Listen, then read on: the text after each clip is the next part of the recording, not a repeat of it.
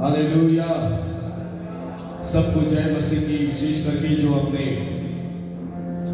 घरों पर है और हमारी बुधवार की इस बाइबल स्टडी में ऑनलाइन में हमारे बीच में शामिल हो गए हैं, उन सबों को प्रभु यीशु मसीह के नाम से अभिवादन देते हैं। आप लोग जय मसीह की कहते हैं और इस बुधवार की इस बाइबल अध्ययन में हम आपका अभिनंदन और आपका स्वागत करते हैं। आइए हम प्रार्थना करें, अपने सभा को प्रभु के हाथों में समर्पित करें। प्रभु की उपस्थिति को हमारी सभा में हम मांगे कि परमेश्वर हमारे बीच में आए और अद्भुत कार्य कर पाए। परमेश्वर पिता प्रभु यीशु मसीह के नाम से फिर एक बार इस संध्याकाल की बेला में हम सब मिलकर तेरे अनुग्रह के सिंहासन के करीब आते हैं। तुझको धन्यवाद देते हैं प्रभु कि तेरी उपस्थिति हमारे बीच में है। खुदाबंद हमारी सभा को तो आशीषित कर, हम जो कुछ भी करें उन सब के द्वारा तेरे ही नाम को ऊंचा करने के लिए, तेरी महिमा करने के लिए प्रभु हमारी सहायता मदद कर। आज के वक्ता को, अनुवादक को प्रभु तेरे हाथों में सौंपते हैं। बड़ी कसरत के साथ, शिद्दत के साथ, अभिषेक के साथ वचन की सेवकाई में प्रभु तो अपने दासों को इस्तेमाल कर हमारी आज की आराधना तुझे ग्रहण योग्य ठहरने पाए। हर एक बातों को प्रभु तेरे हाथों में सौंपते हैं। जितने अपने घरों में बैठकर प्रभु इस सभा में शामिल होते हैं, तेरे वचन को सुनते हैं, प्रभु वे भी आशीष को प्राप्त करने पाए। तेरे हाथों में सौंपते हैं, यीशु के नाम से मांगते हैं, आमीन आमीन। आइए खड़े हो जाए अपने स्थान पर और मिलकर गीत गाएंगे। Song number 375। यीशु तेरी दया से मैं जीवन जीता हूँ, यीशु तेरी कृपा से मैं आगे बढ़ता हूँ। Song number 375।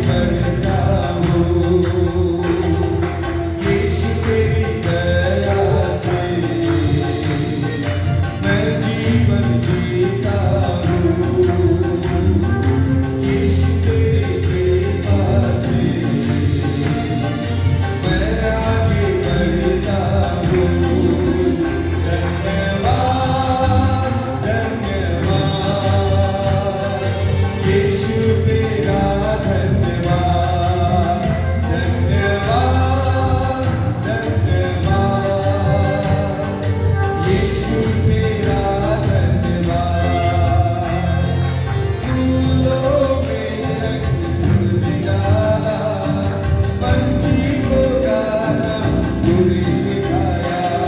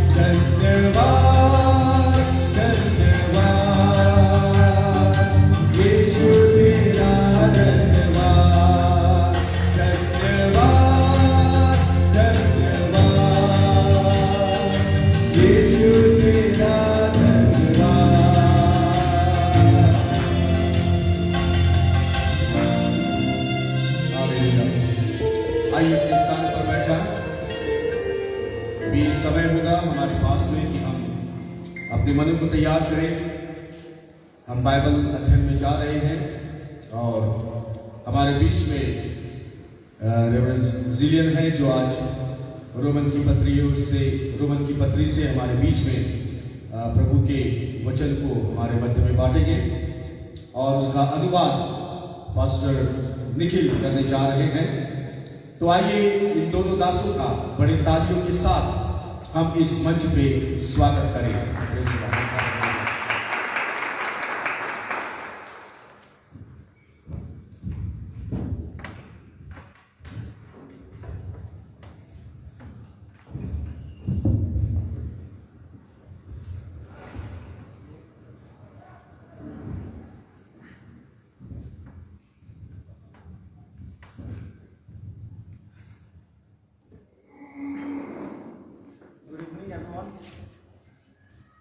Good evening.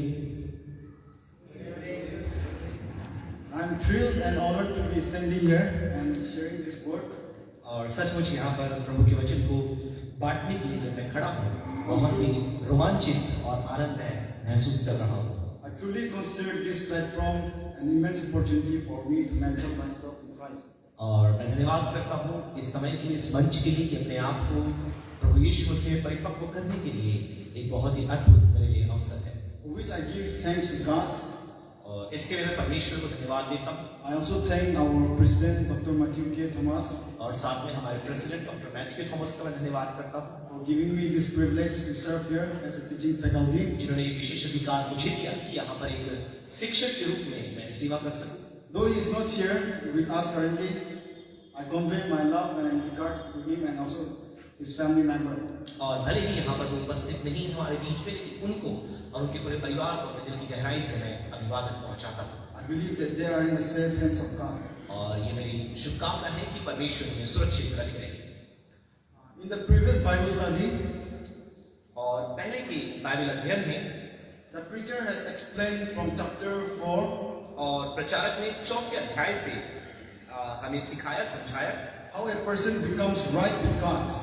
कि आखिर कैसे व्यक्ति परमेश्वर के सामने सिद्ध या धर्मी ठहरता है। Referring to the life of Abraham. और वहाँ पर अब्राहम के जीवन से उन्होंने उदाहरण हमारे बीच में रखा। This evening I want to shift by describing the life of a person who is right with God. और आज की शाम एक ऐसे व्यक्ति के बारे में जो परमेश्वर के सामने धर्मी है या सीधा है, उसके विषय में चर्चा करते हुए मैं आरंभ करूंगा। For that I will be focusing on chapter 5 of Romans verses 1 to 21. और इसके लिए रोमियो की पत्री 5वां अध्याय पहली आयत से लेकर तो उसकी 21 अध्याय तक हम देखेंगे। I give the theme as shall live. I give the theme for this as shall live. और इसका जो विषय इस प्रकार से दूंगा कि वो जीवित रहेगा। So under this theme I have divided the chapters into 2 parts. और इस विषय के अंतर्गत इस अध्याय को मैंने 2 भागों में विभाजित किया है। First division of the verses are chapter 5 verses 1 to 11. और जो पहला भाग है वो 5वें अध्याय का पहली आयत से लेकर तो उसकी 11 आयत तक है। Under these verses I have made this subpoint as free from wrath. और इसके नीचे जो उपबिंदु मैंने दिया है वह है परमेश्वर के क्रोध से मुक्त। I request our brother Roshan to read the verse 1. और भाई रोशन पढ़ने में सहायता करें।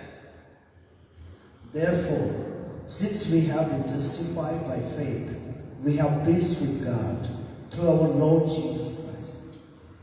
In verse 5, in chapter verse 5 verse 1, there are 2 phrases which help us to follow Paul's thought. Verse 1, there are 2 phrases which help us to follow Paul's thought. और पहले आयत में 2 वाक्य हैं जिन्हें यदि आप समझें तो पौलुस का जो विचारधारा है आप उसे समझ पाएंगे। Therefore, इसलिए with this word, Paul looked back to what he had already said. और यह अतः जो शब्द आता है इसका मतलब ये है कि पहले जो पौलुस ने कहा उसके आधार पर अब अगली बात वो कहने वाला है। Thus the teaching in this chapter follows from the teaching about justification. तो इसका मतलब जो धर्मीकरण के ऊपर जो शिक्षा 4थे अध्याय में दी गई उसके आगे की शिक्षा अब वह 5वें अध्याय में देता है। Which we have seen in the previous Bible study, और इसके पहले के बाइबल अध्ययन में आपने पिछले हफ्ता इस बात को देखा, the fact of being right with God. और परमेश्वर के सामने धर्मी या सीधा व्यक्ति कैसे बने, Since we are justified by faith, जबकि विश्वास के द्वारा हमें धर्मी ठहराया गया है, this must make us a difference to our life. तो यह हमारे जीवन में एक परिवर्तन लेकर के आना चाहिए। In chapter 5, Paul described what this difference is. और 5वें अध्याय में पौलुस समझाता है कि ये अंतर, ये फर्क क्या है। Now you will find the word peace with God. और यहाँ पर आप एक शब्द देखते हैं कि परमेश्वर के साथ mail. This is a theme, signpost, which points forward to what Paul was about to say. और यही उस विषय का एक भाग है जो पौलुस आगे बताने वाला है। And give us Paul's theme for this very section. और इस भाग के लिए पौलुस का जो विषय है वह भी हमें यहीं पर मिलता है।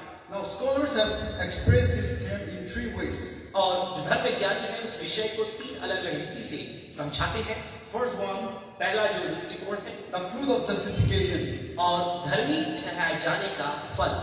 Some scholars point out that और कुछ विद्वान इस बात को मानते हैं, Paul was here telling Christians about the result which come from being right with God. और पौलुस मसीही लोगों को ये समझा रहा है कि परमेश्वर के सामने धर्मी ठहरने से जो उसका फल है वो क्या निकलता है। Second one, दूसरी बात, assurance of salvation. और उद्धार के लिए आश्वासन। Some scholars point out that और कुछ विद्वान इस बात को मानते हैं, Paul, who had been using some very difficult language to explain justification, और पौलुस धर्मीकरण को समझाने के लिए बहुत ही जटिल शब्दों का उपयोग कर रहा था। so he is assuring his reader that God really does love them. और यहाँ पर अपने पाठकों को बताता है कि परमेश्वर तुमसे सचमुच प्रेम करता है, And that they did not need to worry about losing his love. और वह इसलिए अपने जीवन को खोने से भी उन्हें डरने की आवश्यकता नहीं है। They have a peace which is sure. और उनके पास निश्चित तौर पर शांति है, मेल मिलाप है। Third one, तीसरी बात, the three tenses of salvation. उद्धार का जो 3 काल है। Some scholars point out that in this section, Paul spoke of the blessing which Christians have already received. तो कुछ विद्वान ये मानते हैं कि इस भाग में पौलुस ने उन आशीषों के बारे में बताया है जो विश्वासियों ने प्राप्त कर लिया है, Also of the experience that they are having now, और जो अनुभव वो अभी कर रहे हैं उसके विषय में बताता है, and which they will also experience in the future. और जिसका अनुभव वो भविष्य में भी करेंगे। We have peace with God. और परमेश्वर के साथ हमारा मेल मिलाप कराया गया है। Now these words are another way of saying that we have a right relationship with God. और ये वही बात है कहने का कि परमेश्वर के सामने धर्मी ठहराया गया है। एक दूसरे शब्दों में वही बात समझाई गई है। Paul had described the wrong relationship as sin on man's side and the wrath of God on God's side. और आप देखिए, एक पाप के कारण मनुष्य का रिश्ता परमेश्वर के साथ बिगड़ गया और परमेश्वर ने मनुष्य के प्रति अपने कोप को प्रदर्शित किया। Here he thought of war and enmity. और यहाँ पर वो एक युद्ध और कहना चाहिए एक प्रकार की शत्रुता के विषय में समझाता है। So this situation was a result of man's sin, तो ये परिस्थिति जो थी मनुष्य के पाप के कारण आई थी। but now Christ has dealt with the problem of sin. लेकिन आप देखिए, मसीह ने तो पाप की समस्या का समाधान कर दिया है And the problem of sin is over. और पाप की समस्या समाप्त हो चुकी है। Now God and man are friends. अब परमेश्वर और मनुष्य मित्र हैं। This is a fact which we can be sure और यह एक तथ्य है जिसके विषय में हम निश्चिंत हो सकते हैं, because we depend on Christ's work. क्योंकि हम मसीह के कार्य पर निर्भर करते हैं। That is why we find the word through Christ. इसलिए हम इस शब्द को देखते हैं कि मसीह के द्वारा। Paul repeated this phrase many times in the book of Romans. और रोमियो की पत्री में पौलुस इस वाक्य को कई बार कहता है। There have been so many reasons, but possibly 2 reasons. और कई कारण इसके पीछे हो सकते हैं, लेकिन संभवतः 2 कारण तो होंगे ही। First one, पहला कारण, the new life described in this chapter comes to us only through Christ. एक नया जीवन जो इस अध्याय में हम देखते हैं हमारे लिए, वो हमारे पास केवल मसीह यीशु के द्वारा ही आता है, As he is the center of the gospel, क्योंकि वह सुसमाचार का केंद्र है। so he should also be the center in our life. तो हमारे जीवन में भी वही केंद्र होना चाहिए। Now you will also find the word God. आप परमेश्वर शब्द भी यहाँ देखते हैं। Now you will find this word God in Romans frequently than any other books. और किसी और पुस्तकों से भी ज्यादा ये जो परमेश्वर शब्द है आप बारंबार इस रोमियो की पत्री में आते हुए देखते हैं। Because Paul wanted his reader to understand the word God और कि पौलुस ये चाहता कि उसके पाठक जो है परमेश्वर की जो शब्द है उसे बेहतर रीति समझ पाए in terms of Jesus Christ. और विशेष तौर पर यीशु मसीह के संदर्भ में। That is why he used the word through Jesus Christ. इसलिए वो इस शब्द का इस्तेमाल, वाक्य का इस्तेमाल करता है कि मसीह यीशु के द्वारा। Now let's go to verse 2. आइए हम दूसरी आयत में चलें। Please read. Through him we have also obtained access by faith into this grace in which we stand, and we rejoice in hope of the glory of God. This grace, ये अनुग्रह, the word grace means God's undeserved love. और अनुग्रह का सीधा मतलब होता है कि परमेश्वर का ऐसा प्रेम जिसे हम अपने प्रयासों से अर्जित नहीं कर सकते। Paul was describing our present standing in God's sight. और परमेश्वर के सामने हमारी वर्तमान की स्थिति क्या है वह उसका विवरण देता है। Through Christ, मसीह के द्वारा we stand in His love, हम उसके प्रेम में खड़े हैं, like righteousness जैसे कि धार्मिकता and like peace. और शांति, मेल मिलाप। This love is a present love. यह जो प्रेम है यह उपस्थित प्रेम है। That is why we will also find our hope. इसलिए उसके द्वारा हम अपनी आशा भी पाते हैं। So hope simply means that it's receiving God's grace alone. और आशा का मतलब यही है कि साथ में परमेश्वर के प्रेम को भी हम पाते हैं। The writers in the Bible और बाइबल के जो लेखक हैं use hope वह आशा का उपयोग in suggesting certainty. और निश्चितता के लिए करते हैं। Yes. Glory of God. You will also find glory of God in verse 2. और दूसरी आयत में परमेश्वर की महिमा वाक्य भी आप देखते हैं। Which means Jesus came and lived among men.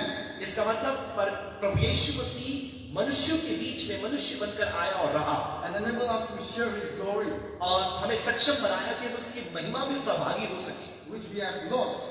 जो हमने एक समय में खो दिया था। Christians share God's glory partially in this life, और मसीह लोग इस जीवन में परमेश्वर की महिमा में सहभागी होते हैं, but they will not experience it fully until they are with Christ in heaven. और लेकिन जब तक वो मसीह के साथ स्वर्ग में नहीं होंगे उसकी परिपूर्णता का अनुभव नहीं कर पाएंगे। With this hope, they rejoice. और इस आशा के साथ वे आनंद मनाते हैं। Now let's go to verse 3 and 5. और तीसरी और पांचवी आयत में हम चलते हैं।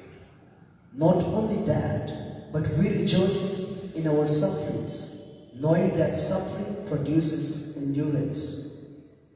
And hope does not put us to shame, because God's love has been poured into our hearts through the Holy Spirit who has been given to us.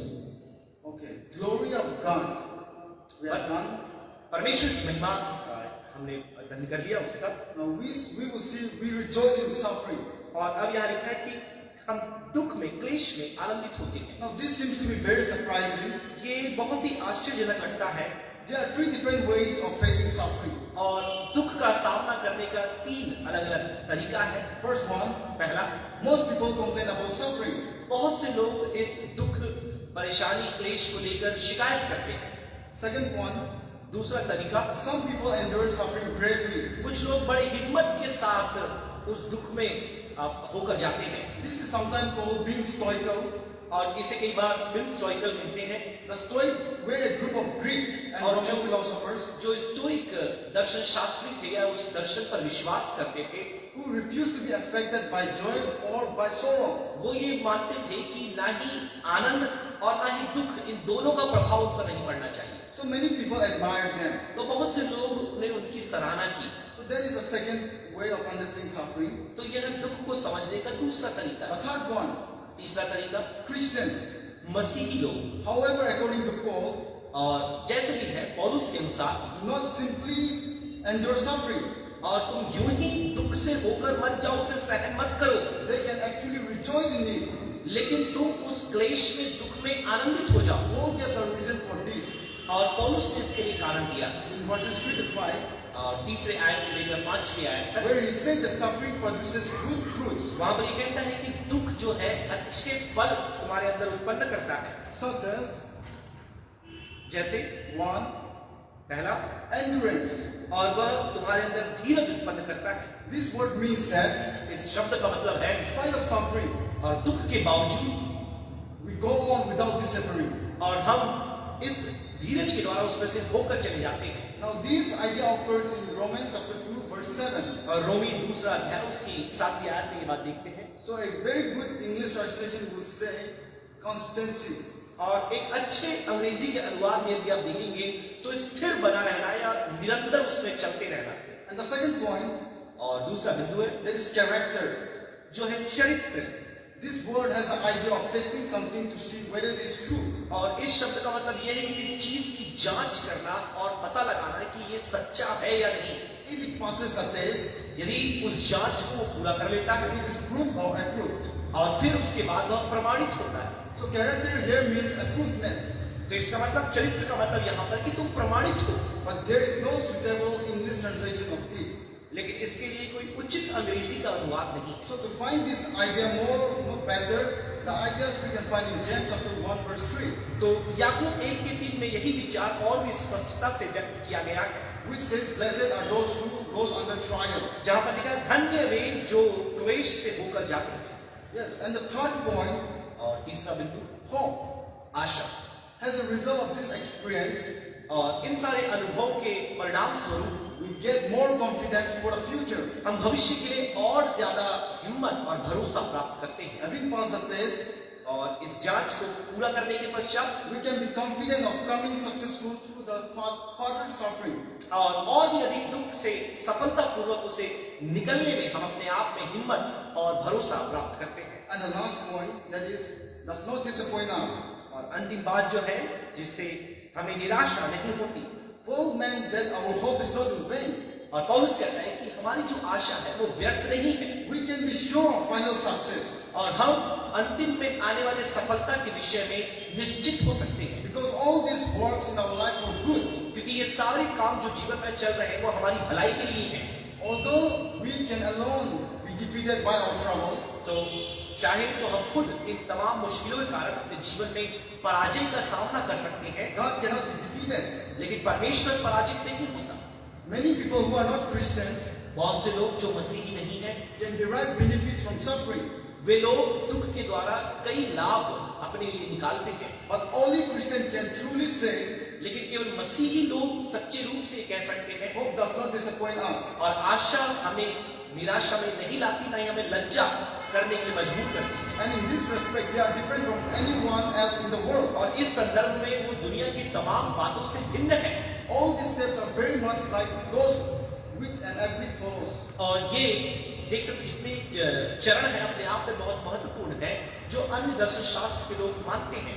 As he trains for an important race, और एक बहुत ही अच्छी सी जाति जो महत्वपूर्ण है, because Paul often used the picture of athlete. और आप देख सकते हैं पौलुस हमेशा एक धावक या फिर एक कुश्ती लड़ने वाले का उदाहरण देता है In illustration for Christian's life. और मसीह जीवन का उदाहरण देने के लिए। Now, sometimes it is very hard for us to move forward in life when we face suffering. और कई बार जब मुश्किलों और क्लेशों का हम सामना करते हैं मसीह होने के नाते आगे बढ़ पाना कई बार मुश्किल होता है। However, we have seen here that suffering can always result in blessing. लेकिन हमने यहाँ पर देखा कि जो दुख है वह हमेशा आशीषों में प्रतिफल लेकर आता है It helps us to know God better. और ये हमारी सहायता करता है कि हम परमेश्वर को बेहतर रीति से समझें It trains us for serving Him. और उसकी सेवकाई करने के लिए हमें प्रशिक्षण देता है It leads finally to glory. और यह अंततः महिमा की ओर में लेकर जाता है। Paul wanted his reader to believe this और पौलुस ये चाहता था कि उसके पाठक इस पर विश्वास करें and to rejoice in God even in times of unpleasant. और यहाँ तक कि जहाँ पर उन्हें चीजें उतनी पसंद नहीं आ रही फिर भी परमेश्वर में वे आनंदित रहे। Just as athlete uses suffering जैसा कि एक धावक जो होता है कुश्ती लड़ने वाला for victory. दुख का इस्तेमाल अपने जय के लिए करता है। Now that is why from verse 5 to 8 इसलिए 5वीं आयत से लेकर 8वीं आयत तक you will find that the athlete is confident in himself. आप देखिए एक कुश्ती लड़ने वाला अपने आप में एक साहसी व्यक्ति है, But the Christian confidence is in God. That's the difference. लेकिन मसीह का भरोसा परमेश्वर पर है। Therefore, that is why in verse 5 to 8 Paul described what God has done for His people. इसलिए 5 से 8 आयत में देखते ही परमेश्वर बताता है कि उसने मनुष्यों के लिए क्या किया है। He mentioned the work of the God the Father, और वह परमेश्वर पिता के कार्य के विषय में वह जिक्र करता है, God the Son, परमेश्वर पुत्र के विषय में जिक्र करता है and God the Holy Spirit. और परमेश्वर पवित्र आत्मा के विषय में In this जिक्र करता है। moment, first one, पहला God's love. परमेश्वर का प्रेम, This is the basis of everything which we Christians receive from God. और यही मसीह लोगों के लिए सर्वोत्तम बात है जो उन्होंने परमेश्वर से प्राप्त किया। It is important to remember this fact, और इस सत्य को स्मरण रखना बहुत जरूरी है, because unless we do, क्योंकि जब तक हम इसको याद नहीं रखेंगे we shall get wrong ideas about God's death for us. तो परमेश्वर की जो मृत्यु है उसके प्रति में हम अपने आप में एक अवधारणा विकसित कर लेंगे। God's love here means परमेश्वर के प्रेम का मतलब यहाँ पर not our love for God, और हमारा प्रेम परमेश्वर के लिए नहीं है, but His love for us. लेकिन उसका प्रेम जो हमारे लिए है, And this has almost the same meaning with the grace. और इसका संबंध अनुग्रह के साथ मिलता जुलता है। The two chief ways in which we can see God's love और दो मुख्य तरीके जिसमें हम परमेश्वर के प्रेम को देख सकते हैं, are in Christ's death पहला है मसीह की मृत्यु के द्वारा and through Holy Spirit. और दूसरा पवित्र आत्मा के द्वारा। Now let's see what Christ's death means. आप देखिए कि मसीह की मृत्यु का मतलब क्या है। We can see God's love in many different ways. और परमेश्वर के प्रेम को कई तरीकों से हम समझ सकते हैं, But when writers in the New Testament describe it, लेकिन जब नए नियम के लेखक उसका विवरण देते हैं they usually spoke of the death of His Son. और वह उसके पुत्र की मृत्यु के बारे में बताते हैं। Now you can see that in John chapter 3 verse 16, और फिर यूहन्ना 3 के 16 में आप इस बात को देख सकते हैं, and likewise. और भी अन्य जगह में आप देख सकते हैं।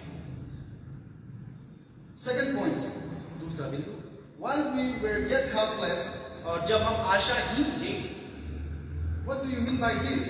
इसका मतलब क्या है? Men were unable to solve the problem of evil in human life.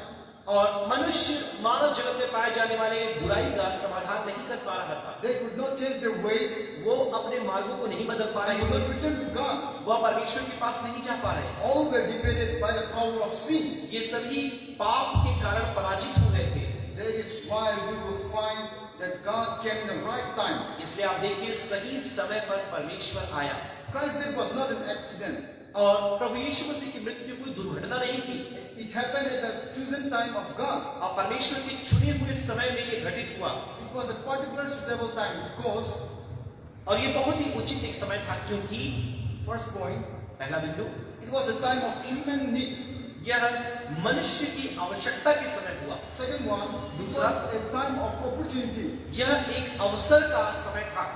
The world was at peace under Roman rule those days. और आप देख सकते हैं रोमी साम्राज्य के अधीन दुनिया में शांति और अमन था, There were good road linkings, all the main towns. और वो जो सड़कें उन्होंने बनाई वो सब नगर तक जाती थी, One language was understood. और एक भाषा सब समझते थे, People were becoming dissatisfied with all religion और अपने पुराने धर्मों के कारण लोग असंतुष्ट हो रहे थे and were looking for a new way of life और वो जीवन शैली का एक नए तरीका को खोज रहे थे which will satisfy them. जो उन्हें संतुष्ट करेगा, They wanted a word from God Himself. और वह परमेश्वर से एक शब्द को चाहते थे। So it was a good time to spread a new message. तो एक नए संदेश को फैलाने का एक बहुत ही अच्छा समय था। Early church father जो प्राचीन समय के कलीसिया के पिता थे, Origen, he commented, और ओरिजिन इस बात को कहते हैं, God has prepared the people for His teaching और परमेश्वर ने लोगों को अपनी शिक्षा के लिए तैयार किया by causing them all to be united under the power of the one Roman Empire. और इसके लिए एक रोमी ताकत के अधीन परमेश्वर ने उन्हें एकजुट कर दिया। So that was the opportunity. यह एक विशेष समय था। And the third point we can see, और तीसरा बिंदु हम it देख was a सकते हैं, time belonging to the last days. और ये एक ऐसा समय था जो अंतिम दिनों के बारे में सूचक था।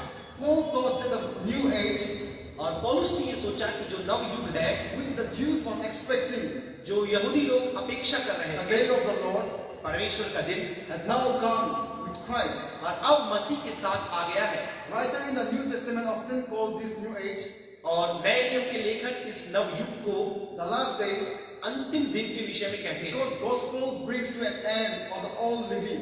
क्योंकि जो सुसमाचार है सभी जीवित लोगों के लिए एक नए युग का आरंभ करता है। Now you can see this context in Galatians 4:4 और गलाती 4:4 में आप इसी संदर्भ को देख सकते and हैं, other Bible passages. और बाइबल के अन्य स्थानों में भी आप इस विचार को देखेंगे। So for Christians, तो मसीही लोगों के लिए Christ's coming was the most important time in the world history. तो विश्व के इतिहास में यीशु का आना एक बहुत ही बड़ी घटना थी, It was the right time, और ये सही समय था, the time intended by God. एक ऐसा समय जिसको परमेश्वर ने नियुक्त किया So था। you will find this in 1 Timothy 2 verse 6. तो पहला तीमुथियुस 2:6 में आप इसे देखेंगे। Yes.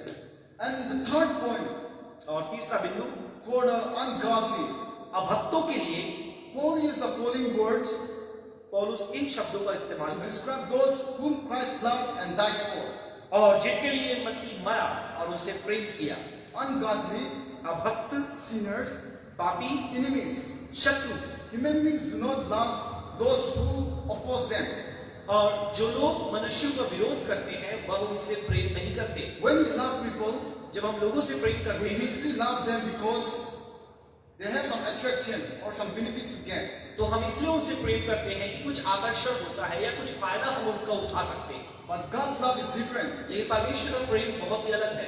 Even a father who goes on loving a rebellious son, यहाँ तक कि एक पिता जो अपने विद्रोही बेटे से प्रेम करता है, it's not an adequate illustration of God's love for us. तो परमेश्वर का प्रेम जो हमारे लिए है उसके लिए वो एक उचित उदाहरण नहीं हुए, Because, क्योंकि first point, पहला बिंदु, the fact that the son is his own child arouses the father's love. तो पहली बात, जब पुत्र उसे खुद का बेटा है तो वह अपने पिता के अंदर अपने प्रति प्रेम उजागर करता है। Paul never said that human beings are God's own children. लेकिन पौलुस ने, आप देखिए वाले कहीं नहीं कि मनुष्य जो है परमेश्वर के पुत्र है, कहीं नहीं लिखा है। Although he created us, भले ही उसने हमें सृजा है, he thought that we become God's children तो उसने सोचा कि हम परमेश्वर की संतान बन गए, as a result of his love, यह उसके प्रेम का परिणाम है sown in Jesus Christ. और मसीह यीशु के द्वारा प्रदर्शित किया गया। Therefore, इसलिए different form of all kinds, different form of love exists. और एक अलग ही प्रकार का प्रेम अस्तित्व में देखते हैं, But God's love is different. लेकिन परमेश्वर का प्रेम अलग है। Now we will see the work of Holy Spirit. We have seen the love of God. परमेश्वर के प्रेम को हमने देखा, Yes, we will see now the love or the work of Holy Spirit. अब हम पवित्र आत्मा के कार्य को देखेंगे। God's love has been revealed in the death of His Son. और परमेश्वर का प्रेम आप देखते हैं उसके पुत्र की मृत्यु में दिखाई देता है, But we experience this love through the work of Holy Spirit in us. लेकिन यह पुत्र के कार्य को हम देखते हैं पवित्र आत्मा के द्वारा हमारे जीवन में क्रियाशील होते हुए। Now Paul used the word heart. Heart. और पौलुस हृदय नामक शब्द का इस्तेमाल करता Because है, heart is the word which Paul often used to describe a person understanding and feelings. और एक हृदय एक ऐसा शब्द है, दिल एक ऐसा शब्द है जो अनुभव को या फिर अपने एहसास और भावनाओं को व्यक्त करने के लिए पौलुस इस्तेमाल करता है। It is not enough to know about God's love through by ourselves. और केवल अपने द्वारा परमेश्वर के प्रेम को जान लेना ही पर्याप्त नहीं है, It is only through the work of Holy Spirit we know the love of God. केवल पवित्र आत्मा कार्य के द्वारा हम परमेश्वर के प्रेम को समझते हैं। That is why from verse 9 to 11, इसलिए 9वीं आयत से लेकर 11 आयत तक, Since therefore we have now been justified by his blood, much more shall we be saved by him from the wrath of God. For if while we were enemies we were reconciled to God by the death of his Son, much more, now that we are reconciled, shall we be saved by his life. More than that, we also rejoice in God through our Lord Jesus Christ, through whom we have now received reconciliation.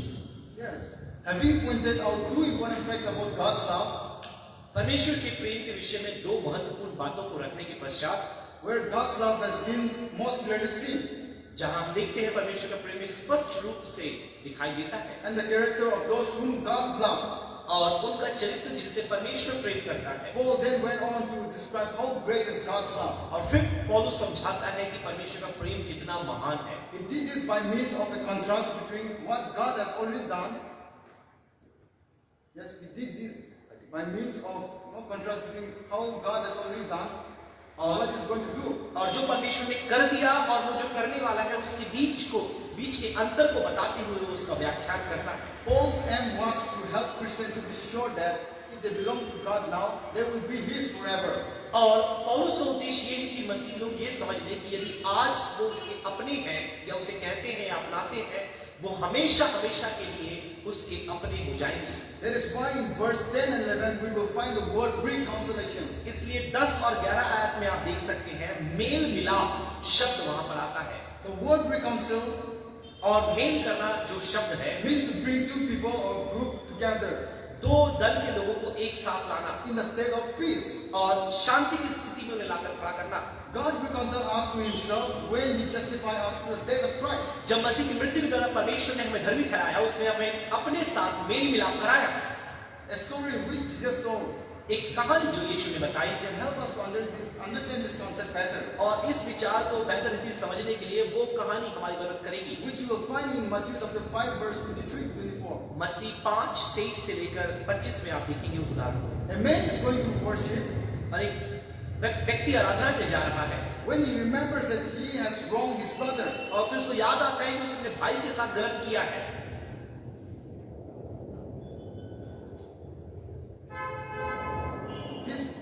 He could not pray. और फिर वो प्रार्थना नहीं कर पाता He thought of going and asking sorry. और फिर वो सोचता है कि वो जाकर उससे क्षमा मांगे Then there will be peace. और तब उनके बीच में शांति हो जाए। In the same way, उसी रीति से we have wronged God by our sin. हमने अपने पाप के द्वारा परमेश्वर के साथ गलत किया। God has something against us. परमेश्वर के दिल में हमारे खिलाफ कुछ बात आई We need His forgiveness और अब हमें उसकी क्षमा की आवश्यकता है so that there might be peace and reconciliation. ताकि हमारे परमेश्वर हमारे बीच में शांति हो पाए और मेल हो पाए। But there is a difference between the story where the brother go and ask forgiveness, लेकिन उस कहानी में अंतर पाया जाता है जब वह जाकर अपने भाई से माफी मांगता है, because God does not expect us to say sorry, क्योंकि परमेश्वर हमसे अपेक्षा नहीं करता कि हम माफी मांगे, because God has already forgiven us, क्योंकि परमेश्वर ने हमें पहले ही माफी दे दी है, because He has put away the enmity क्योंकि उसने शत्रुता को अलग कर दिया है through the death of Christ. और यीशु की मृत्यु के द्वारा ये हुआ है। All that remains for us is to simply receive His friendship. और अब केवल एक ही जो रास्ता हमारे सामने है कि उसकी मित्रता को हम स्वीकार कर लें। That is a reconciliation. इसे ही मेल मिलाप कहते हैं। The enmity was caused entirely by man, और वो शत्रुता पूर्णतः मनुष्य के कारण हुई, but peace is achieved entirely by God. लेकिन शांति परमेश्वर के द्वारा आई। From verse 1 to 11, 1 से लेकर 11 आयत तक we learn how God's love has made us free from wrath.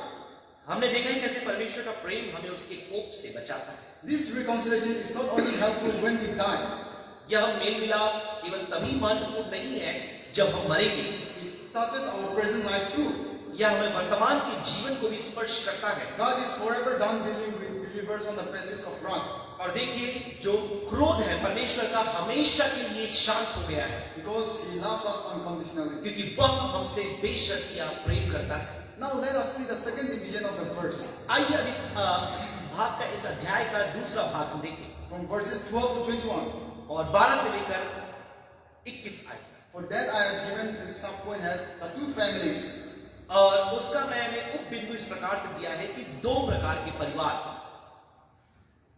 The theme of this verse is very simple. और इस शास्त्र भाग का जो विषय है बहुत ही सरल है, It is a comparison between Adam and Christ, और इसमें जो तुलना आप देख सकते हैं आदम और मसीह के बीच में, between Adam's work and Christ's work, आदम के कार्य और मसीह के कार्य में, between the effect of Adam's work and the effects of Christ's work. और आदम के कार्य और मसीह के कार्य के प्रभाव के विषय में। Although this teaching is very simple, भले ही ये शिक्षा बहुत ही सरल है, but many Christians, लेकिन बहुत से मसीही especially in the Western countries, खास तौर पे पश्चिमी दुनिया में have found this very difficult.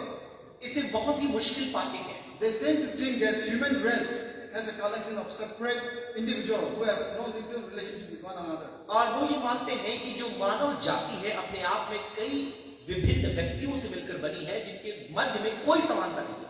Likewise, even many scholars found this verse 12 to be very difficult. और उसी प्रकार से बहुत से जो वचन के विद्वान हैं वह भी इन आयतों को बहुत ही जटिल मानते हैं। Paul was writing about the first man, पौलुस प्रथम व्यक्ति के बारे में बताता है, प्रथम मनुष्य के बारे में बताता है, sin, पाप के विषय में बताता है, death, मृत्यु and old man.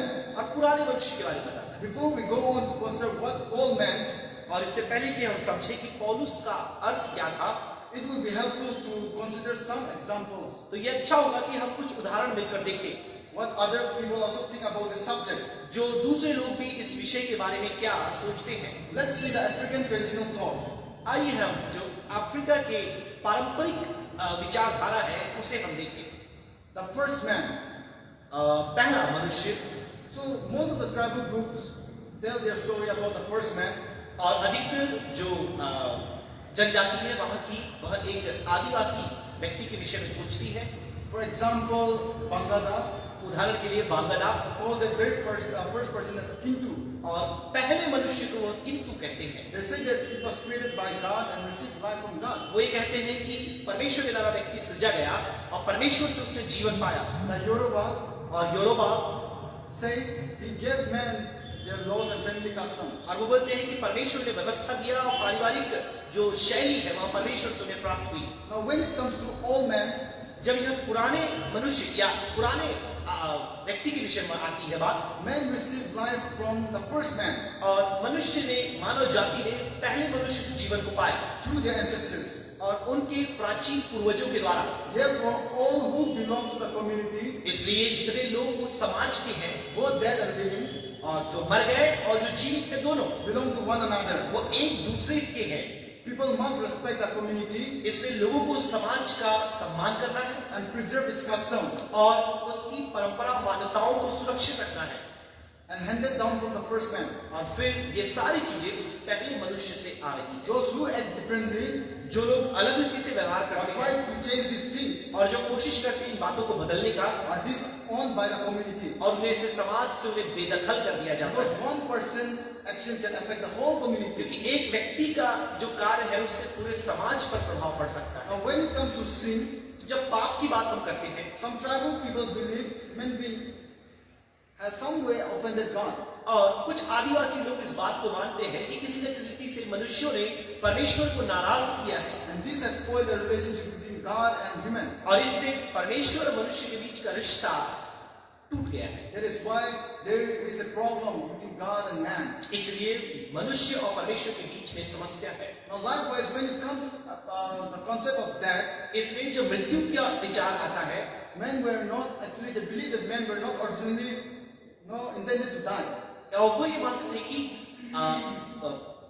प्राथमिक समय में मनुष्य की सृष्टि मृत्यु होने के लिए नहीं की गई थी, Death is unnatural. वह अप्राकृतिक है, ऐसा मानते हैं। मृत्यु अप्राकृतिक है। The Lembo of Zambia और लैम्बो जो जाम्बिया के हैं says that वो ये कहते हैं God gave his messenger परमेश्वर ने अपने संदेशवाहक को भेजा some little bundles और जो लिटिल बंडल्स के लोग हैं to take to the chief of men और वह मनुष्यों के जो प्रमुख है उसके पास गए who had asked for some seeds to sow. और जिसने कुछ बीज बोने के लिए कहा। God told them परमेश्वर ने उससे कहा to be sure not to untie one particular bundle. तो उन्होंने कहा कि एक बात पक्का कर लो कि तुम सब खोल देना, लेकिन एक जो गठरी है तुम उसे मत खोलना। But they were so curious लेकिन वो इतने ज्यादा उत्सुक थे that they did so. They opened it. और उन्होंने खोल दिया उस गठरी को Out of that bundle और उस गठरी से came death. वहां से मृत्यु आ गई Then which spread to the world. और फिर दुनिया भर में वो That फैली। is how the concept of death is being described by tribal people. इस रीति से आप देखते हैं मृत्यु के जो विवरण है वो आदिवासियों के बीच में देखा जाता है। Now let's see the concept of Jewish thought. और यहूदी लोग क्या सोचते हैं वो भी हम देखें। When they say the first man. और जब वो कहते हैं कि प्रथम मनुष्य, प्रथम व्यक्ति, So Adam possessed a glory और आदम के पास महिमा थी which came from God himself. जो परमेश्वर से उसे मिली। Now when we talk about sin, और जब हम पाप के विषय में बात करते हैं Adam's rebellion brought general disorder to the world. और देख सकते हैं आदम की अनाज्ञाकारिता के कारण जो संसार का क्रम है उसमें विघ्न पड़ जाता है। When it comes to death, जब मृत्यु की बात हम करते death हैं entered the world as a result of the first man's rebellion. और मृत्यु के इस जगत में आने के पीछे यही कारण है क्योंकि प्रथम मनुष्य ने परमेश्वर की आज्ञा का उल्लंघन किया। Now when it comes to all man concept, और जब यह पुराने मनुष्य के विचार में हम देखते हैं Adam represents the real unity of mankind. और जो आदम है मनुष्यों की एकता को दर्शाता है। all Adam's descendants share the guilt of Adam's rebellion. और अब देखिए जितने आदम के वंश थे वह आदम के पाप के दोष के साथ ही आगे बढ़ गए। They therefore have to live with the consequences of that rebellion, इसलिए उन्हें उस पाप के परिणाम के साथ जीवित रहना पड़ा, the chief of which is death. और जिसका मुख्य परिणाम है मृत्यु। Also, the concept of new creation. और नए सृष्टि का जो विचार है, Now, Jews look forward to a new age when the Messiah will come and bring back all this. और यहूदी लोग ये विचारधारा रखते हैं कि एक ऐसा युग आएगा जब मसीहा आएगा और वो सब कुछ बदल देगा, He would cancel the result of Adam's sin. और वो आदम के पाप के परिणाम को निरस्त कर देगा।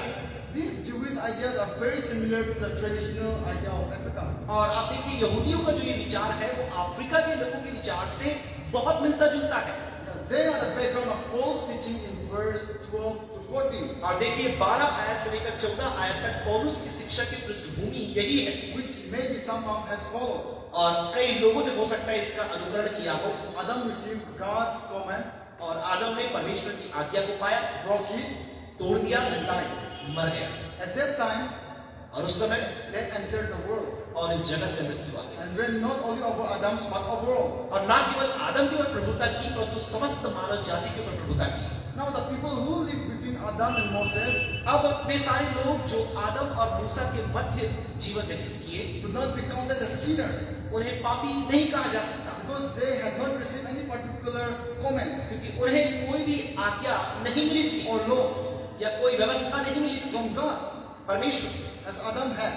जैसे आदम के पास था। Yet they died. फिर भी वो मरे, Even young children died. जवान बच्चे भी मरे, All men suffered from the penalty of sin, सारे मनुष्य पाप के परिणाम के कारण मरे, which is death. जो मृत्यु है। Why? क्यों? They died because they were involved with the sins of their ancestors. और वो इसलिए मरे क्योंकि उनके पूर्वजों के पाप का फल उन्होंने भुगता, All men sinned in Adam's. और पुराने मनुष्य का पाप जो आदम ने किया था। So Paul meant that Adam is the head of human race. तो पौलुस ने ये बताया कि आदम के जो वंश है उनके द्वारा पाप आगे बढ़ा, And therefore, what Adam did affect us all. इसमें जो कुछ आदम ने किया उसका प्रभाव हम सब पर पड़ता So है। this situation is hopeless. तो ये जो परिस्थिति है वो Now आशाहीन है, there's no escape. अब कोई बचने का तरीका नहीं है।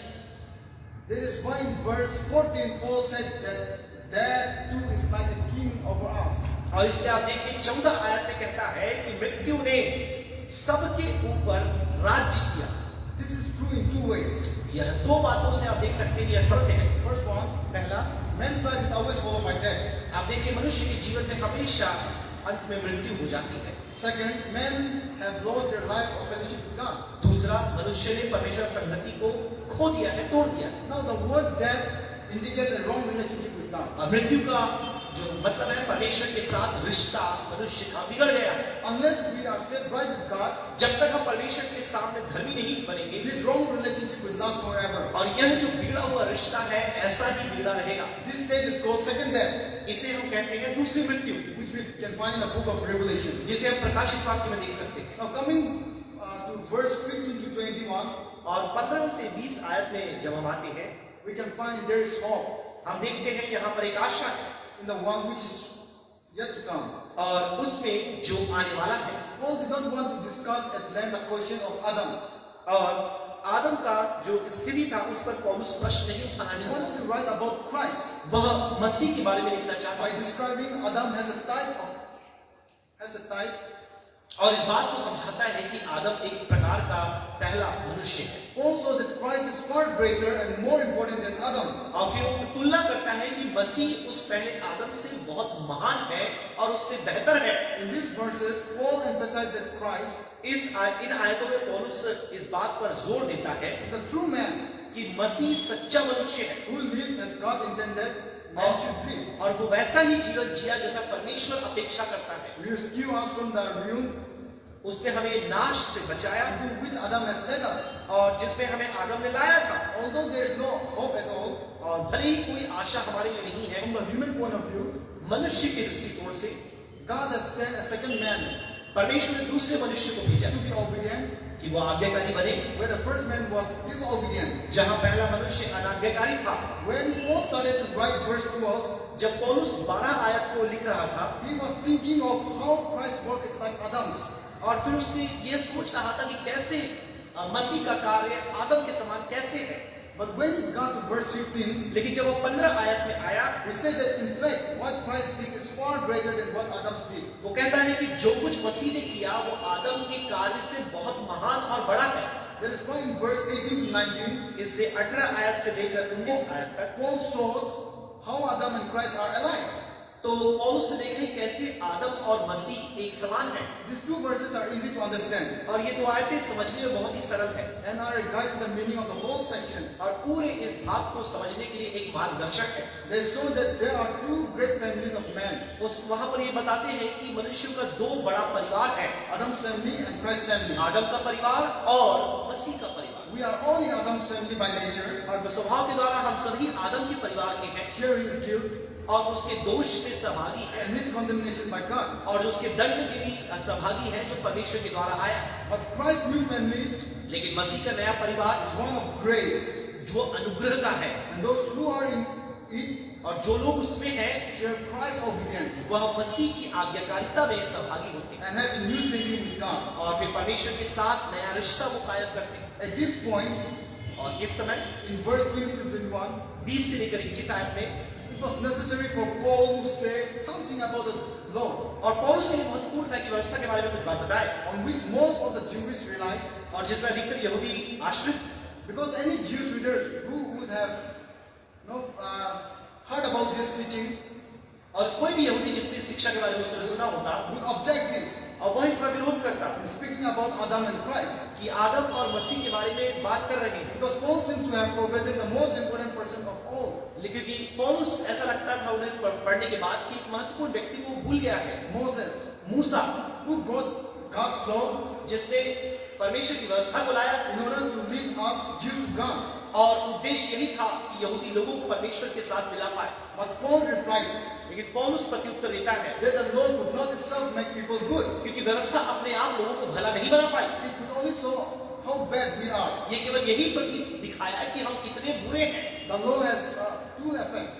जहां व्यवस्था का दो प्रभाव पड़ा, It pointed out to man what actions were sinful. और मनुष्य को ये बताया कि तुम्हारे कौन कौन से कार्य पापमय हैं। It tempted man to disobey और मनुष्य को प्रभावित किया कि वो अनाज्ञाकारिता and को made them disobedient.